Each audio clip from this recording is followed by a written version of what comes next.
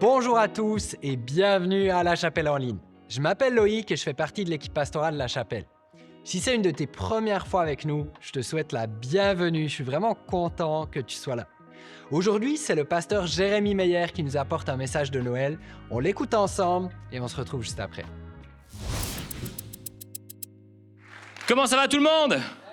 Ça va bien? Ça faisait un petit moment qu'on s'était pas vu. On s'est vu, on s'est croisés à d'autres endroits, mais peut-être pas forcément comme ça, on stage. Vous me laissez 30 secondes, vous vous dites la bienvenue à chacun. Je suis en train de remettre mes notes en ce moment qui n'ont pas été remises entre la première et la deuxième réunion, s'il vous plaît.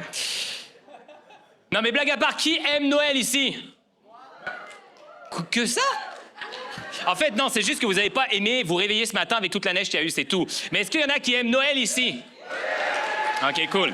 Cool parce que justement, c'est un message de Noël aujourd'hui. Vous allez voir un message qui est un peu différent peut-être de l'aspect féerique qu'on a habituellement de la période de Noël. Mais je vous en dis pas plus, de les voir ensemble. Mais on va regarder ensemble au texte de la Nativité qui se trouve en Matthieu chapitre 2, versets 1 à 23. Et ça dit ceci.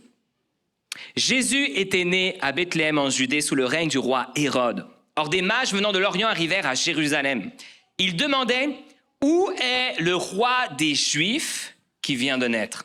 Nous avons vu se lever son étoile et nous sommes venus lui rendre hommage. » Quand le roi Hérode apprit la nouvelle, il en fut profondément troublé, et tout Jérusalem avec lui.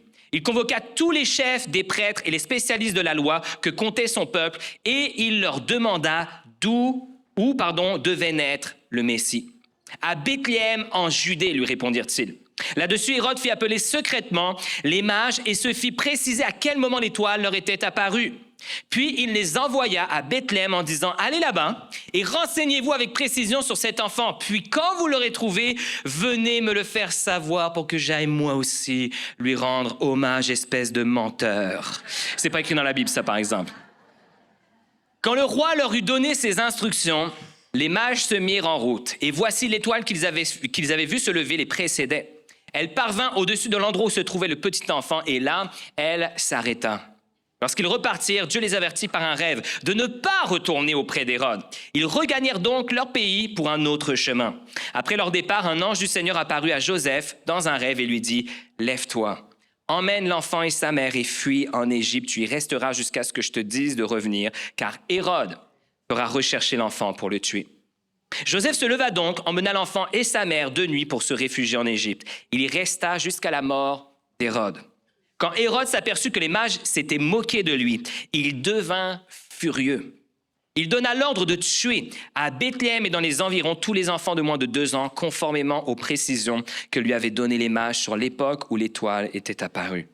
Après la mort d'Hérode, un ange du Seigneur apparut en rêve à Joseph en Égypte et lui dit « Lève-toi, emmène l'enfant et sa mère et retourne avec eux dans le pays d'Israël, car ceux qui voulaient tuer l'enfant sont morts. » Joseph se leva donc, emmena l'enfant et sa mère et retourna dans le pays d'Israël. Mais il apprit qu'Archélaüs était devenu roi de Judée à la place de son père Hérode. Il eut donc très peur de s'y installer. Et averti par Dieu dans un rêve, il se retira dans la province de Galilée, où il s'établit dans une ville appelée Nazareth.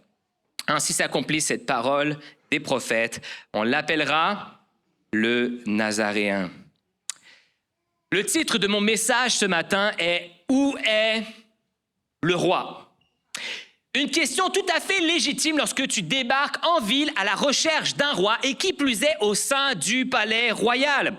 Et ouais les gars, ils sont pas fous, hein? Un roi est né, où est-ce que tu penses qu'il faut aller le chercher? Au palais. Sauf que manque de chance pour eux, Jésus n'est pas un roi comme les autres. Il est effectivement le Messie tant attendu par les Juifs, mais sur le point de briser toutes les normes et fausses croyances à son sujet, du genre naître dans un palais. Mais là où ça devient plutôt compliqué dans cette histoire-là, c'est que les mages ne vont pas poser la question au bon gars. T'as-tu remarqué? Ils vont poser la question au roi Hérode, qui est le roi des Juifs à cette époque. En gros, ce qu'ils ont fait, c'est qu'ils ont demandé au roi où était le roi. Bizarre. Et il n'y avait pas d'ambiguïté possible, puisque les mages disent c'est le roi des Juifs qui vient de naître. Donc Hérode sait très bien que c'est pas de lui dont on parle en ce moment, OK? Et j'imagine comment ça a dû être bizarre la scène lorsque les mages ont débarqué au palais, tu sais, du genre tranquille, bonjour. Alors on a suivi l'étoile de celui qui doit naître, le roi des Juifs. On a suivi son étoile jusqu'ici au palais. Alors où est le roi? Il doit être petit, hein, un petit bonhomme. Et là, Hérode de répondre, excusez-moi messieurs, je pense qu'il y a un certain malentendu. Je suis Hérode, je suis le roi des Juifs. Il n'y a pas de petit bébé. Les mages qui continuent. Non, mais non, mais c'est pas vous qu'on cherche quand même. En fait, on cherche vraiment un petit bébé qui vient naître. Peut-être votre fils ou votre petit-fils. J'ai pas de fils et j'ai pas de petit-fils. C'est moi le roi. Je sens que je vais me les faire, ça. Bon, alors vous aurez compris, c'est très, très caricatural. Mais on imagine un petit peu mieux. Pourquoi, à l'annonce de cette nouvelle, Hérode fut profondément troublé? Et la Bible précise tout Jérusalem avec lui. Pourquoi la Bible le précise?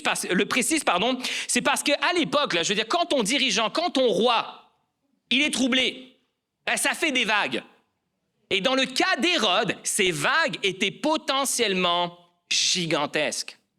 Selon les historiens, nous savons qu'Hérode était connu pour être un roi fou et un dirigeant impitoyable, même dans les standards de l'époque. Imagine-toi à l'époque, je veux dire, la violence, elle était un petit peu partout. Hein. Même pour les standards de l'époque, il était considéré comme étant fou et impitoyable. Dans son livre « Ce Jésus que je ne connaissais pas », Philippe Yancey nous donne les détails suivants sur le genre d'atrocité qui était capable celui qu'on a surnommé historiquement Hérode le Grand.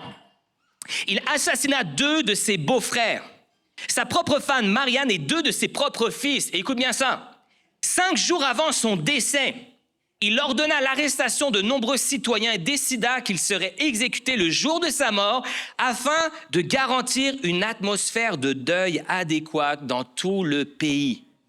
Le gars est tellement barjot qu'il se dit, c'est clair, quand je vais mourir, personne ne va pleurer. Personne ne va pleurer. Donc, ce que je vais faire, c'est que je vais sélectionner des citoyens de mon royaume, je vais les arrêter et on va les tuer le jour de ma mort. Comme ça, il va y avoir des personnes qui vont pleurer pour eux autres et le monde va croire qu'ils pleurent pour moi. Hérode le grand fou démonisé. Et on comprend alors assez bien pourquoi Jérusalem fut également troublée à l'annonce des mages. Un enfant roi qui remettait le statut d'Hérode en question, ainsi que son autorité, ses privilèges. Mais comment est-ce qu'il allait réagir? Bon, mal, ça c'est sûr. Mais quelles en seraient les conséquences? Et ces conséquences, nous les connaissons puisque la Bible nous en parle. Hérode furieux d'apprendre que les mages ne reviendraient pas pour lui transmettre les informations qu'il souhaitait dans le but de tuer l'enfant, prendra la décision de tuer à Bethléem et dans les environs tous les enfants de moins de 2 ans, conformément aux précisions que lui avaient données les mages sur l'époque où l'étoile était apparue. Et un texte que je n'ai pas lu tantôt, mais qui est également dans le passage, dit ceci: « Ainsi s'accomplit la parole transmise par Jérémie le prophète. On entend à Rama une voix qui gémit et d'abondants sanglots amers.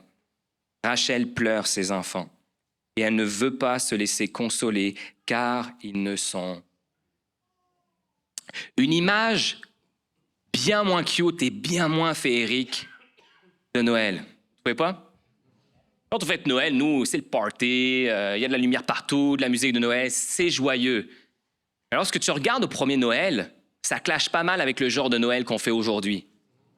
Ça clash même beaucoup avec le genre de Noël qu'on fait aujourd'hui. Ce premier Noël fut pour beaucoup, comme Rachel, le théâtre de la colère et de la cruauté d'un roi fou, prêt à tout pour défendre sa place de roi à la venue du seul et unique roi de ce monde, Jésus-Christ. Il était prêt à tout. Maintenant, on va se rassurer un petit peu. Dis à la personne à ta droite ou à ta gauche, tu n'es pas Hérode. Ça fait du bien, hein? Ouh. Bon, par contre, si vraiment ton prénom c'est Hérode, j'aimerais te dire, tu n'es pas le Hérode de cette histoire, OK? Et non seulement ça, mais peut-être je te recommanderais de regarder avec l'état civil si tu pourrais pas peut-être changer de prénom par la bande, mais bon, ça c'est notre histoire. Mais ceci étant dit, on n'est peut-être pas Hérode, mais à bien des égards, la réaction d'Hérode est aussi la nôtre par rapport à la venue de Jésus-Christ. Pourquoi? C'est parce qu'on a tous en nous un petit Hérode, un petit roi Hérode qui désire régner à la place de Jésus. On a tous en nous un petit roi Hérode qui désire régner, qui veut être le roi de nos vies. Un petit roi qui rejette la royauté de Jésus-Christ. Si on est honnête, la naissance de Jésus, là, au-delà de tous les bienfaits et l'espoir qu'elle représente, elle nous gêne un petit peu. Elle nous dérange un petit peu, pour ne pas dire beaucoup. On aime énormément voir Jésus comme le sauveur de nos vies. Vrai ou pas vrai? Ouais. On aime ça, cette image de Jésus qui vient nous sauver. Waouh, Jésus, c'est le héros de l'histoire, mais on aime un peu moins voir Jésus comme le Seigneur de nos vies. C'est quelque chose qu'on a un peu plus de misère avec. La vérité, c'est que la venue de Jésus en tant que roi nous met face premièrement à notre orgueil. Ça nous met face à notre orgueil. Au plus profond du cœur humain, au plus profond de mon cœur et de ton cœur, s'écrit une voix qui déclare en permanence « Je suis le roi! C'est moi le roi! Personne ne me dit ce que je dois faire! Je fais ce que je veux, quand je veux et avec qui je veux. C'est moi le roi! » Et si tu ne me crois pas, regarde le naturel qui ressort d'un enfant âgé de 2 à 5 ans. Qui est parent dans cette salle d'enfants âgés de 2 à 5 ans? Levez vos mains et n'ayez pas honte, levez la main. Alléluia, alléluia. Vous allez comprendre très clairement ce que je veux dire. Ou, bien sûr, qui ont été parents d'enfants âgés de 2 à 5 ans. Si tu te rends compte que tu as beau tout faire pour les éduquer à partager, à voir les autres au moins comme égaux à eux-mêmes, ou alors à juste s'attendre, à juste faire quelque chose qu'ils aimeraient eux-mêmes qu'on fasse pour eux. Excusez-moi l'expression, mais littéralement, ils s'en foutent. On est d'accord, certains plus que d'autres. Mais si on regarde bien, ils assument tous qu'ils sont le centre du monde, le centre de l'univers, et que nous, on est des êtres qui simplement leur accordent la louange, l'adoration, et qu'on leur offre notre servitude. Et tous les parents qui ont des enfants âgés de 2 à 5 ans, vous dites tous « Amen ». Non, dites pas « Amen ». Faut pas se laisser faire, faut pas lâcher le morceau, OK? Dites pas « Amen ». Bon, vous me direz, des fois, on les aide pas non plus à se sentir de même. Hein? C'est ça. Des fois, on les aide pas. Comme par exemple, quand Pasteur David a dit à ma fille, à l'époque, je pense qu'elle avait 5 ans, je pense. Bref, je me souviens plus trop des dates. Mais bref, quand il a dit à ma fille que lorsque la reine Élisabeth II était décédée, il a dit « Jade, on a peut-être perdu une reine, mais on en a gagné une autre. » En parlant de ma fille, bien sûr. Hein? En parlant de ma fille. Ou alors mon fils de 4 ans qui me sort l'autre jour, « Eh ben moi, quand j'aurai 31 ans, alors me demande pas pourquoi 31 ans, je ne sais pas pourquoi 31 ans, je n'ai pas 31 ans, ma femme n'a pas 31 ans, mais lui, il a assumé qu'à 31 ans, il y a quelque chose qui se passe. Et il dit, quand j'aurai 31 ans, je pourrai faire qu'est-ce que je veux. J'aurai plus besoin de t'écouter, papa. Quoi? Hein? Qu'est-ce que tu dis, toi? Bref, c'est peut-être pas pour rien d'ailleurs qu'il y a certaines catégories dans cette tranche d'âge-là, du genre Terrible 2, Three-Nager, Furious 4 ou le Fantastic 5. Ça sort pas de nulle part, OK? C'est parce qu'il y a vraiment quelque chose qui se passe dans le naturel des enfants âgés de 2 à 5 ans. Ça arrive tôt. Et là, j'en vois des gens qui vont me dire, « Ouais, mais ça, Jay, ça va. C'est juste quand on est petit. Quand on grandit, on change. » Permettez-moi d'en douter. En fait, à la différence de quand on était petit, c'est juste qu'on est devenus des pros. On est devenus des professionnels, mes amis, des professionnels de la cachette et de la dissimulation. Bon, alors je vous le donne. C'est vrai, on a changé. Et une chance, à quelque part, une chance qu'on mature et qu'on grandit. Mais dans les faits, si on est honnête, il y a quelque chose encore en nous, là. Il y a quelque chose au plus profond de nous autres qui désire encore être le roi, qui désire encore être le centre du monde. Mais attention, un beau centre du monde quand même, hein? Très beau centre du monde. Et pour ça, on travaille fort, pour être vu comme une personne gentille et empathique, douce et aimante, honnête et digne de confiance, généreuse et altruiste, juste et équitable, respectueuse et humble, coopérative et serviable, en bref, une bonne personne. Sauf que la Bible déclare que sans Dieu, sans l'œuvre de l'Esprit en nous. Il est impossible, répète-le avec moi parce que c'est important, il est impossible de plaire à Dieu. C'est pas possible de plaire à Dieu sans l'œuvre de Dieu lui-même en nous. C'est pas possible d'être véritablement ces bonnes personnes qu'on aspire tous à être, tous à devenir. Si tu n'aspires pas à ça, c'est un problème. Tu veux aspirer à ces choses-là, tu veux être connu pour ton cœur humble, pour ton cœur reconnaissant, pour une personne qui est capable de servir l'autre. Tu veux être connu pour être ce genre de personne-là. Mais sans Dieu, sans l'œuvre de Christ en toi, c'est pas possible. Reprenons plusieurs textes de l'Ancien Testament. L'apôtre Paul le résumera ainsi en Romains chapitre 3, versets 10 à 18. Attention, c'est cru là. Il n'y a pas de juste, pas même un seul. Pas d'homme capable de comprendre, pas un qui se tourne vers Dieu. Ils se sont tous égarés. Ils se sont corrompus tous ensemble. Il n'y en a aucun qui fasse le bien, même pas un seul. Ils ne connaissent pas le chemin de la paix. Ils n'ont même pas peur de Dieu. Pour vrai, Jay, personne cherche Dieu. Personne se tourne vers lui. Il me semble que moi, je le cherche à quelque part. Oui. Et tu vois, ça, ce que je viens de te lire, c'est la prémisse de base de ton humanité sans Dieu. Sans Dieu, là, tu ne vas pas le chercher. Sans Dieu, tu ne vas pas le chercher.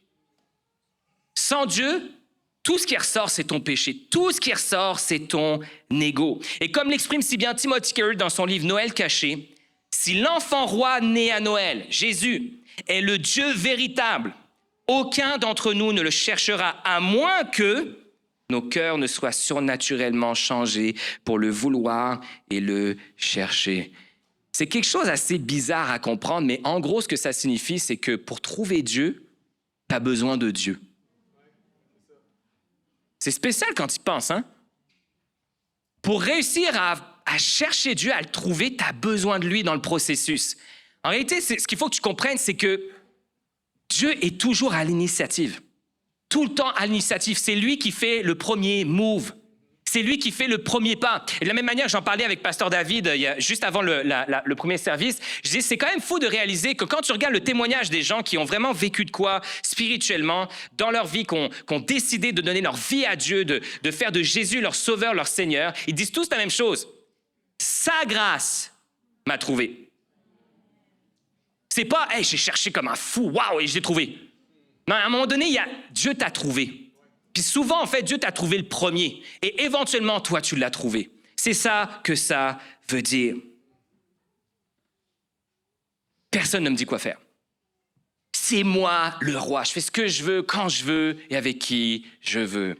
Ça, c'est la voix de ton ego. C'est la voix du petit roi Hérode en toi. Est-ce que tu vas décider d'écouter cette voix? Ou est-ce que tu vas écouter la voix du roi des rois, Jésus? Parce que la venue de Jésus nous met face, deuxièmement, à un choix. Ça nous met face à un choix. Pourquoi? Parce qu'il n'y a qu'un seul trône sur ta vie. Il n'y a qu'un seul trône sur ta vie. Il n'y en a pas deux, il n'y en a pas trois, il n'y en a qu'un seul. Et vois-tu, ce trône-là, il ne fonctionne pas comme un siège normal. Tu peux pas juste, par exemple, dire « Hey, Jésus, peux-tu m'asseoir sur tes genoux et on règne ensemble? » Non, tu peux pas faire ça. Tu peux pas non plus te tirer une bûche à côté du trône en disant « Hey, Jésus, moi, je te laisse le trône, mais on règne ensemble un petit peu, tu sais, je me mets juste à côté de toi, là, comme ça. » Non, tu peux pas faire ça. Si t'es bon bricoleur, tu peux pas non plus suggérer à Jésus, dire « Hey, Jésus, voici le deal que je te propose. On laisse faire le trône simple, là, et je te confectionne un trône double. » Non, ça marche pas de même. Ça marche pas de même. Un seul trône pour un seul roi. C'est soit lui, soit toi. Mais ça peut pas être les deux. Vous avez sûrement déjà entendu cette célèbre citation qui dit « Si Dieu n'est pas Dieu de tout, il n'est pas Dieu du tout. » Je crois que l'idée derrière cette phrase, c'est que Jésus n'est pas vraiment intéressé par être simplement le roi de quelques-unes des sphères de nos vies. Si on est honnête, tu réfléchis, tu dis souvent, Jésus est plus facilement le roi des sphères que je me préoccupe le moins. Ah, Jésus, tu vas être roi de ces sphères-là? Parfait, vas-y, fais-toi plaisir. Hein.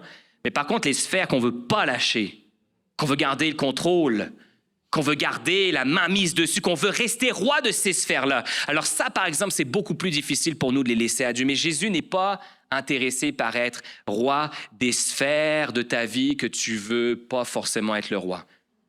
Jésus veut être le roi de ta vie, point. Point. Yes, yes. Et ça, c'est peu importe le temps que ça prendra dans le processus. Et si tu regardes au ministère de Jésus, tu réalises qu'il a toujours été clair sur ce qu'il attendait des personnes qui voulaient vraiment le suivre, des personnes qui voulaient être ses disciples, des personnes qui voulaient être ses... Ah, merci. Je l'ai fait à la première réunion. J'attendais les gars, vas-y, on le refait. C'est les personnes qui voulaient être là, c'est réplica. OK, réplica, l'autre terme qu'on utilise pour disciple. Mais bref, Jésus a toujours été clair là-dessus. Il dit, si vous voulez me suivre, il faut que vous le fassiez d'un cœur tout entier. Regarde Matthieu 10, versets 37, 39. Celui qui aime son père ou sa mère plus que moi n'est pas digne de moi. C'est fort, là. Celui qui aime son fils ou sa fille plus que moi n'est pas digne de moi. Et celui qui ne se charge pas de sa croix et ne me suit pas n'est pas digne de moi. Celui qui cherche à sauver sa vie la perdra. Et celui qui aura perdu sa vie à cause de moi la retrouvera. Ou encore, si tu regardes dans l'évangile de Luc au chapitre 14, versets 26-27, si quelqu'un vient à moi et n'est pas prêt à renoncer à son père, sa mère, sa femme, ses enfants, ses frères, ses sœurs, et même à sa propre vie, il ne peut être mon disciple. Celui qui ne porte pas sa croix et qui ne me suit pas ne peut être mon disciple. Alors, si c'est la première fois que tu es à l'église ce matin, OK? Laisse-moi t'expliquer, d'accord? Parce que là, c'est très malaisant de dire ça. Et là, tu dis, oh, moi, je ne veux pas faire partie de cette gang-là, ça, c'est sûr. Jésus n'est pas littéralement en train de dire dans ces versets-là que aujourd'hui, il faut que tu commences à te mettre à haïr tes amis, là, ou ta famille, ou les gens tout simplement que tu aimes le plus en ce monde. C'est pas ce que Jésus est en train de dire. Mais Jésus est en train de faire un appel à une totale allégeance envers lui, qui rend tout autre engagement ou qui rend tout autre lien de moindre importance en comparaison.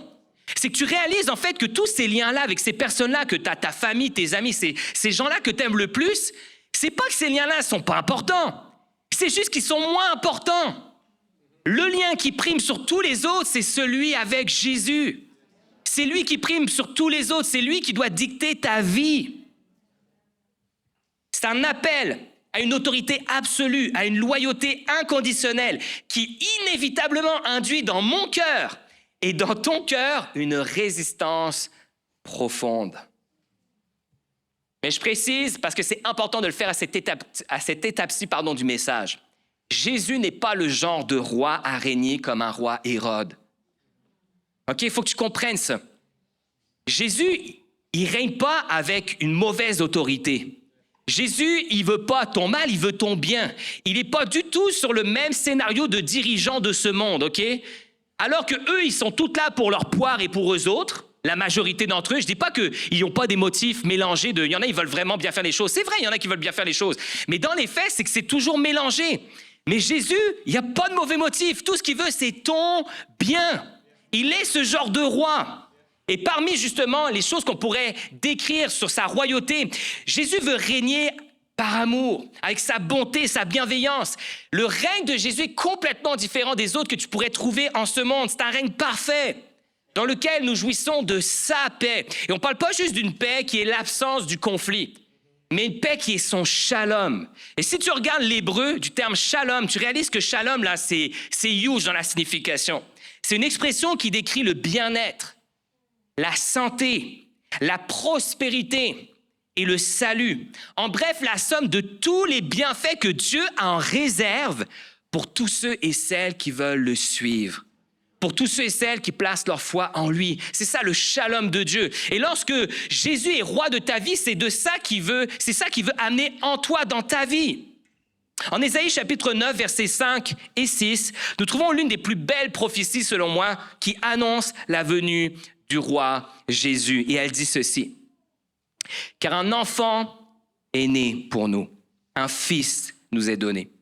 Il exercera l'autorité royale, il sera appelé merveilleux conseiller, Dieu fort, Père à jamais et prince de la paix. Il étendra sa souveraineté et il instaurera la paix qui durera toujours au trône de David et à tout son royaume. Sa royauté sera solidement fondée sur le droit et sur la justice dès à présent et pour l'éternité. Voilà ce que fera le Seigneur des armées célestes dans son ardent amour. Et là, vous pouvez tous applaudir, guys. Et si on est honnête, tu regardes, tu regardes cette description-là de ce roi Jésus, qui c'est qui veut pas avoir ce roi-là? Qui c'est qui veut pas avoir ce dirigeant-là? Je veux dire, me semble qu'on soupire tous après des dirigeants qui nous inspirent, des dirigeants qui prennent vraiment soin de nous, qui veulent vraiment notre bien. Jésus est ce genre-là, mais pas juste à moitié. C'est le genre de dirigeant parfait. C'est le roi parfait. Merveilleux conseiller. Wow. Merveilleux conseiller. Dieu fort. Père à jamais, prince de la paix, un roi dont le règne est caractérisé par une paix éternelle qui ne prend pas fin, une royauté solidement fondée sur le droit et la justice, le shalom de Dieu pour tous ses sujets. J'aimerais te dire à toi ce matin qui peut-être est à la recherche de paix, de justice, de l'amour d'un père, de la vie abondante, de la vraie liberté. J'aimerais te dire que ces choses-là, il n'y a que le roi Jésus qui peut les amener à ta vie. Il n'y a que lui. Pas ce monde, ni toi, juste lui. Juste lui. Puis ça, c'est important de comprendre que c'est un fait. Jésus est roi. Jésus est roi. Tu ne peux rien changer à ça. Mais Jésus ne va pas t'obliger à le suivre. Jésus ne va pas t'obliger à accepter sa royauté, à accepter son règne. Je sais que ça peut paraître un petit peu... C'est bizarre de se dire, quand on voit le genre de règne qu'il veut amener, comment ça tu le refuses? C'est parce qu'il y a quelque chose en nous qui ne veut pas. Jésus, il veut être ce roi-là pour toi. Et tu as un choix. Soit tu décides de t'opposer à Jésus et à tout ce qu'il représente, de la même manière qu'Hérode l'a fait à son époque. Hérode s'est opposé à la venue de Jésus. Ça remettait en question son autorité, ses privilèges, son statut. Et Hérode, ça, il voulait pas. Il voulait demeurer le roi. Mais ça le dérangeait, la venue de Jésus. Et de la même manière, est-ce que toi, de savoir que Jésus est venu, que Jésus est roi, est-ce que tu acceptes sa venue? Ou est-ce que finalement, comme Hérode, tu t'y opposes, vivant avec les conséquences de tout ce que ça représente? Ou est-ce que tu t'abandonnes finalement à Jésus? Que tu abandonnes ton droit à régner sur ta vie. Tu lui abandonnes entre ses mains, entre les mains du véritable roi de l'univers, le seul capable d'offrir à ton âme ce dont elle a toujours rêvé. Un seul trône pour un seul roi. C'est soit lui, soit toi. Mais ça ne peut pas être les deux. Ce n'est pas possible. Je te pose la question ce matin qui est le titre de mon message. Où est le roi? Où est le roi? Est-ce que ta réponse est « Le roi? C'est moi le roi! Il est là le roi! Yes! » Ou est-ce que ta réponse est « Le roi? C'est Jésus-Christ. C'est lui le roi. C'est lui le vrai roi. C'est à lui que je soumets ma vie tout entière. » Et vois-tu, se soumettre à Dieu, ce n'est pas quelque chose de facile. C'est ni quelque chose de facile, ni quelque chose d'instantané. Ça ne se fait pas comme ça. C'est pas un jour tu te dis « Hey, yes! Hey, là, je sens vraiment que le message me parle. Ça y est, aujourd'hui, Jésus est roi. Boum, ça y est, c'est fait jusqu'à la fin de tes jours. » Ça ne marche pas de même. Moi, vois-tu, si ça peut t'encourager, ça fait 13 ans que j'ai redonné le trône de ma vie à Dieu, que j'ai donné le trône de ma vie à Christ. 13 ans. Et je me souviens de ce moment, j'étais très sincère. Je suis capable de m'en souvenir comme si c'était hier. Je me souviens, je lui ai abandonné ma vie. Je dis, Seigneur, règne sur ma vie. Aujourd'hui, tu n'es pas juste le sauveur duquel j'ai entendu parler. Je veux que tu sois sauveur de ma vie, mais je veux aussi que tu sois Seigneur de ma vie. Mais vois-tu, depuis ce moment-là, ça fait 13 ans que je me bats.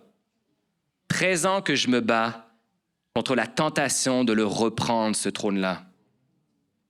13 ans que je me bats, que j'ai le goût de le reprendre. Et Mike, que j'ai le goût de leur prendre des fois. Que j'ai le goût à nouveau d'être le roi.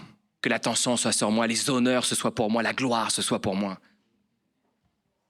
J'ai le goût de le reprendre. Vois-tu, ça, c'est un combat de toute une vie. Puis comme Timothy Keller l'exprimera ainsi, accroche-toi, c'est une grosse citation, mais elle est bonne, alors je vais la lire au complet. Paul n'a-t-il pas dit que pour Jésus, nous avons été réconciliés, que par Jésus, nous avions été réconciliés avec lui? En paix avec lui? Oui, merveilleusement vrai. Mais nous devons reconnaître, comme Paul nous le montre en Romains chapitre 6 et 8, que nous avons toujours un cœur avec des résidus de colère et d'hostilité contre Dieu. En fait, jusqu'au jour du retour de Christ, nous obtiendrons par nous nos corps parfaits et nos âmes parfaites, nous serons toujours en lutte avec nos cœurs rebelles. Pourquoi pensez-vous qu'il soit si difficile de prier? Pourquoi pensez-vous qu'il soit si difficile de se concentrer sur la personne la plus glorieuse de tout l'univers, à savoir Jésus-Christ? Pourquoi, lorsque Dieu répond à une prière, nous disons « Waouh, j'oublierai jamais ce que tu as fait pour moi » et qu'au final, on oublie pareil? Combien de fois avons-nous dit « Je ne ferai plus jamais cela » et 2 semaines plus tard, on le faisait encore? En Romains chapitre 7, verset 15, Paul dit « Je ne fais pas ce que je veux. C'est ce que je déteste que je fais. » Il y a toujours un petit roi Hérode en nous. Il y a toujours un petit roi Hérode en nous. Cela signifie que nous devons être beaucoup plus intentionnels dans notre croissance spirituelle. Nous ne pouvons pas simplement nous laisser porter par la vie chrétienne. Il y a toujours quelque chose en nous qui n'arrête pas de s'opposer à elle, à cette vie chrétienne-là. Et j'ajouterai, qui n'arrête pas de s'opposer à Dieu. J'aimerais vous montrer une illustration d'un artiste que j'aime beaucoup, un artiste suisse, je tiens à préciser pour Pasteur Loïc, un artiste suisse qui s'appelle Alain Oderzey, que je ne sais même pas si je le dis bien, son nom de famille, mais bref, quelque chose comme ça. Mais je l'aime beaucoup, ça fait des années que je le suis. Il a sorti plusieurs BD, et notamment 3 BD qui s'intitulent « Idées reçues sur la foi chrétienne ». Et dans ces BD-là, il a fait des illustrations extraordinaires qui nous permettent de mieux saisir certaines vérités bibliques. Il y en a une que j'aimerais qu'on regarde, c'est celle-ci. Où là, tu vois en fait sur cette image, Jésus qui se balade genre dans un champ de poings levés au ciel. Un champ de poings levés contre lui. Et Jésus est à la recherche d'une main ouverte. Et à un moment donné, tu le vois peut-être pas si bien, mais elle est vraiment proche de sa main à lui. Il y a comme une main qui est ouverte parmi toutes les poings fermés. Et Jésus dit, ah, enfin, quelqu'un d'ouvert. Enfin, une main que je peux saisir. Pourquoi je te parle de ça? C'est parce que la vérité, c'est qu'on lève tous à quelque part le poing contre Dieu. On lève tous le poing contre Jésus pour quelque chose en particulier. Pour certains, ça va être ton semblant de liberté. Pour d'autres, tes rêves. Pour d'autres, la gloire et les honneurs de tes médailles, de tes accomplissements. Pour d'autres, ça va être tes bébelles, ton argent.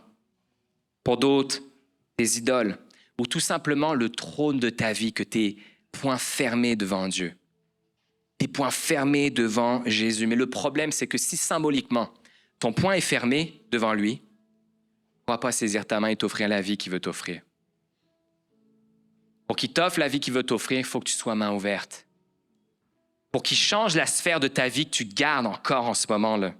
Tu ne veux pas lui lâcher. Souverain de toutes les autres, mais pas celle-là. Et tu sais que celle-là, plus tu la serres et plus tu es en train de la perdre et de l'échapper. Mais si tu l'ouvres, si tu l'offres à Dieu, dis Seigneur, j'abandonne. Vas-y, prends-la. Ma main est ouverte dans cette sphère-là de ma vie. Jésus est capable de saisir ta main et de tout changer. Tout ce que tu as rêvé que Jésus fasse dans ta sphère de vie, il va le faire. Et pour ça, il faut que tu sois une main ouverte et non pas un poing fermé. Peut-être que pour toi, ce matin, tu es un petit peu comme moi. Un jour, ta main s'est ouverte. Puis tu as dit, Seigneur Jésus, moi, je veux que tu sois le sauveur, le Seigneur de ma vie. Et à partir de ce moment-là, tout a changé pour toi. Moi, littéralement, tout a changé pour moi. J'étais dans le désert, j'étais au plus bas dans ma vie et tout a changé. Dieu a commencé à me relever, Dieu a commencé à mettre sa vie en moi. Et je vous fais un bref résumé de ma vie. Je suis ici aujourd'hui. Mais j'étais tellement loin de ça. Tellement loin de ça. Et pendant mes 13 années de vie qu'on suivit, il y a des choses que j'ai de nouveau serrées dans mes mains. Des choses que ma main s'est refermée. Que j'étais comme, ah Seigneur, prends tout. Tu sais, au début, c'est, hey, prends tout, Seigneur. Parfait. Mais des fois, c'est un prends tout, mais à condition. Non, Seigneur, prends tout, Seigneur, c'était vrai, c'était vraiment le désir de mon cœur, prends tout, mais la vie a fait que des fois, ma main s'est refermée sur certaines choses que je ne voulais pas donner à Dieu. Peut-être que c'est ton cas ce matin. Et puis, le fait d'avoir refermé ta main a juste endurci ton cœur. Ton cœur est redevenu rebelle. Tu as rechallengé l'autorité de Christ en toi. Puis peut-être que pour toi, c'est pas ça du tout. Toi, ton poing a toujours été fermé devant Dieu. Tu as toujours été en colère contre lui pour des raisons qui t'appartiennent et qui probablement ne sont pas forcément des mauvaises raisons. Tu as été blessé, tu as été abusé et ton poing s'est fermé contre Dieu. Mais j'aimerais te dire que Jésus veut saisir ta main. Jésus veut t'amener la vie que tu ne trouves pas ici. Tu ne trouves pas ici-bas. La vie que tu as toujours rêvé. Dieu veut saisir ta main. Puis pas juste pour ceux qui ont toujours eu la main fermée, mais pour ceux qui ont refermé leur main sur quelque chose. Et c'est pour ça que je crois que chacun d'entre nous, ce message-là nous interpelle. Parce qu'il y a tout quelque chose que... Ah Seigneur, j'ai la misère à t'abandonner ça. Ma prière ce matin, c'est qu'on puisse tous se lever et dire, Seigneur, on veut t'offrir nos vies. Sois le roi de nos vies. Que ton règne vienne, pas juste sur sa terre, mais dans ma vie. Que ton règne vienne dans ma vie. Jésus veut saisir ta main. En cette période de Noël, accepteras-tu sa venue et tout ce qu'elle représente? Est-ce que tu vas accepter de te soumettre au roi Jésus, bénéficiant ainsi de son shalom dans ta vie? Ou est-ce que tu vas t'entêter à rester et demeurer le petit roi de ta vie? Et pour reprendre les paroles de Christ lui-même, finalement perdre ta vie en pensant la gagner pour toi-même. Quel choix vas-tu faire? Parce qu'il y a un seul trône pour un seul roi. C'est soit lui, soit toi. J'aimerais vous inviter à vous lever ce matin. On va tous se lever. Puis on va juste symboliquement se lever et lever nos mains vers le ciel. Et je veux que tu lèves tes mains, mains ouvertes, pas mains fermées, mains ouvertes. Et sois-toi bien à l'aise. Je ne veux pas forcer personne ce matin, mais si tu es à l'aise de te lever avec nous, de juste te mettre debout là où est-ce que tu es, ouvrir tes mains, les tendre vers Dieu, les tendre vers le ciel et juste symboliquement ouvrir ta main. Je pense qu'il y a quelque chose qui commence là. Des fois, on s'ouvre physiquement, puis il y a quelque chose qui s'ouvre en dedans de nous. Fait que manque pas l'occasion de te lever avec nous. Et on va prendre un chant. Et dans ce chant-là, ça dit « Vois les mains, vois mes mains tendues vers toi ». Et j'ai demandé à Ando qu'il puisse nous accompagner dans ce chant-là. C'est un vieux chant d'église, mais c'est un chant que j'avais vraiment à cœur qu'on puisse chanter ensemble. Vous allez voir, il est facile. On va reprendre des paroles ensemble, mais juste chante-le de tout ton cœur. N'hésite pas, OK?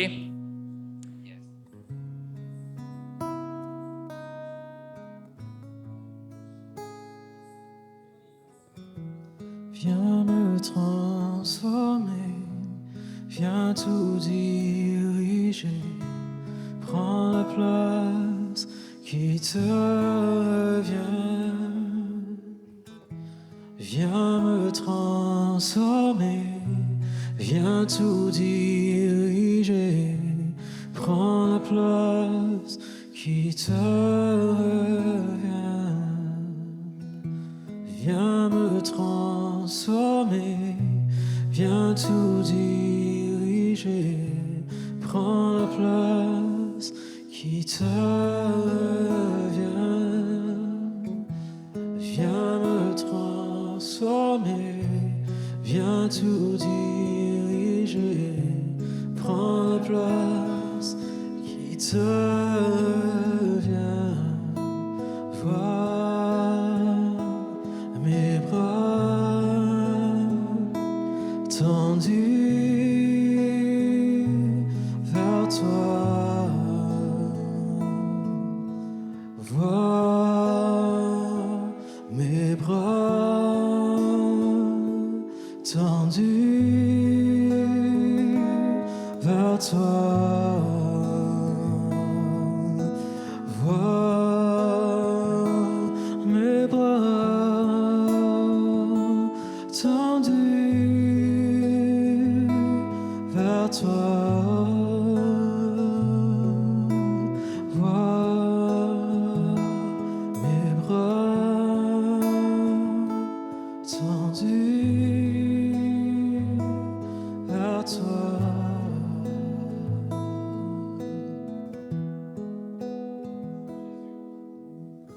Ce matin, nous voulons te prier. te prier, Seigneur, d'être le roi de nos vies. Vois nos bras, Seigneur, tendus vers toi. Seigneur, on est tellement imparfaits. Puis Seigneur, on ne vient pas devant toi parce qu'on est parfait. Au contraire, on vient devant toi parce qu'on a besoin de toi. On est tellement imparfaits. Mais Seigneur, tu vois nos cœurs ce matin, tu vois nos bras levés vers toi. Et Seigneur Jésus, je prie, Père, que tu nous aides, Seigneur, à faire de toi le roi de nos vies, que ce ne soit pas juste des paroles, que ce ne soit pas juste des mots, mais Seigneur, qu'à chaque jour, on se batte, Seigneur, contre notre ego. Qu'on ne prenne pas cette bataille à la légère, mais qu'on se batte contre le petit roi Hérode en nous qui désire régner. Et Seigneur, que nous puissions t'abandonner jour après jour le trône de nos vies. Aide-nous dans ce processus-là qui n'est pas facile. Tu sais qu'il n'est pas facile. Tu sais que c'est dur de soumettre notre volonté à la tienne. Mais Seigneur, c'est ce que tu as fait, toi. Tu as soumis ta volonté à celle du Père et nous, on veut suivre ton exemple. On veut soumettre notre volonté à la tienne et que tu puisses régner sur nos vies telles que tu veux régner. C'est en ton nom que je te remets chaque personne ici ce matin. Tu connais leur vie. Tu sais ce pourquoi leurs mains sont fermées. Et Seigneur, aujourd'hui, que ça puisse être un moment où leurs mains s'ouvrent à nouveau.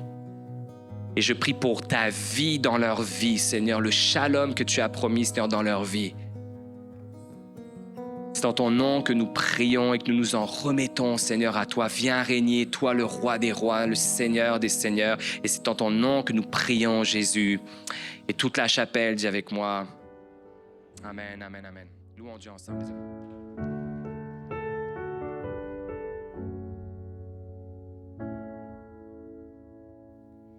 Écoutez le chant des anges, vient éclater dans les airs.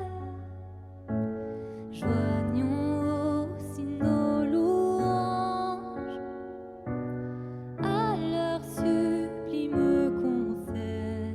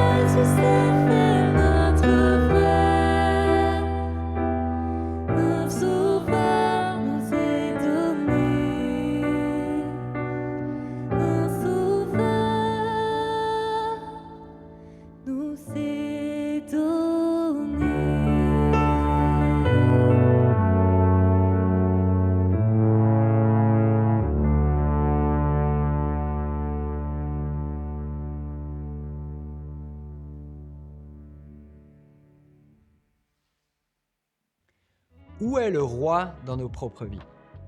Est-ce qu'on laisse la place à Jésus pour être le Sauveur et le Seigneur? Ou est-ce qu'on laisse la place à notre petit Hérode? Cette semaine, laisse le merveilleux conseiller, le Dieu fort, le Père à jamais et le Prince de la paix régner dans ta vie. Habituellement, on se retrouve en ligne les lundis midi dans notre after, mais durant le temps des fêtes, on va prendre une pause. On se retrouvera à nouveau à partir du 6 janvier. Tu trouveras le lien et toutes les informations sur notre site web et sur nos réseaux sociaux. Merci pour ta générosité semaine après semaine. Ce sont tes dons qui nous permettent de vivre l'Église en ligne ou en personne et qui contribuent aussi aux différents projets de J'aime ma ville. Tu peux donner par l'entremise de notre application ou en te rendant sur le site web de la chapelle. Et merci d'avoir été avec nous. On se voit dimanche prochain en personne pour notre messe de Noël dans nos chapelles ou en ligne avec un message de pasteur Phil Bédard. Bonne semaine, sois béni.